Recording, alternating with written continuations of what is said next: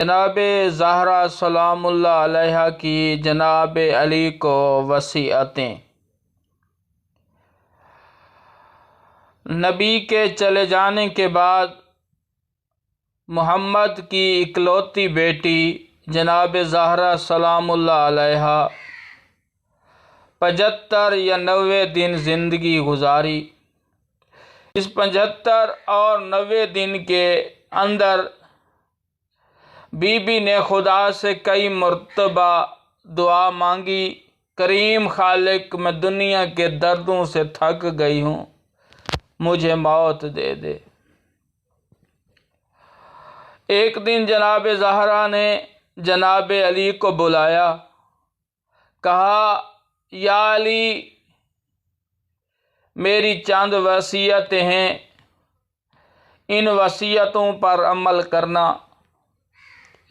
جی محمد کی بیٹی بتائیں آپ کی کون کون سی وصیتیں ہیں؟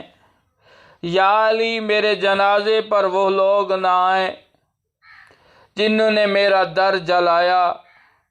یا علی میرے جنازے پر وہ لوگ نہ آئیں جنہوں نے میرا گھر جلایا۔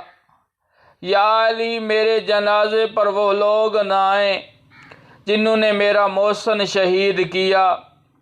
یا علی میرے جنازے پر وہ لوگ نہ آئیں جو میرے گھر کے اندر داخل ہو گئے تھے۔ یا علی میرے جنازے پر وہ لوگ نہ آئیں جنہوں نے تیرے گلے میں رسی ڈال کر دربار لے گئے تھے۔ یا علی میری دوسری وصیت ہے، میرا جنازہ رات کو اٹھانا۔ یا علی میری تیسری وصیت ہے، میرے جنازے کو تابوت میں بند رکھنا۔ یا علی میری چوتھی وصیت یہ ہے، میری قبر کا نشان مٹا دینا۔ یا علی میرے بعد میری پانچویں وصیت یہ ہے، میرے بعد شادی کرنا، میرے حسنین چھوٹے ہیں اور وہ تربیت کرے گی۔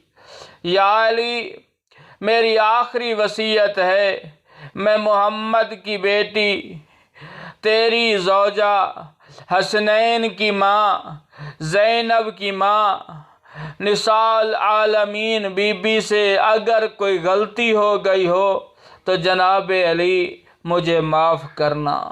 جناب علی کے آنکھوں سے آنسو جاری ہو گئے، جناب علی رونا شروع ہو گئے۔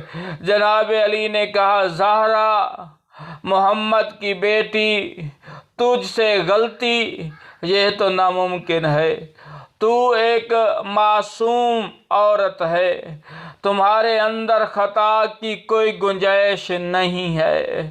کہا اے زہرا اگر جس حالت میں جناب پیغمبر نے آپ کی ڈولی میرے ہاتھ پہ رکھی تھی، آج جس حالت میں دے رہا ہوں، میری شکایت جناب پیغمبر سے مت کرنا، میری شکایت جناب نبی پیغمبر سے مت کرنا، میری شکایت محمد مصطفیٰ سے نہ کرنا۔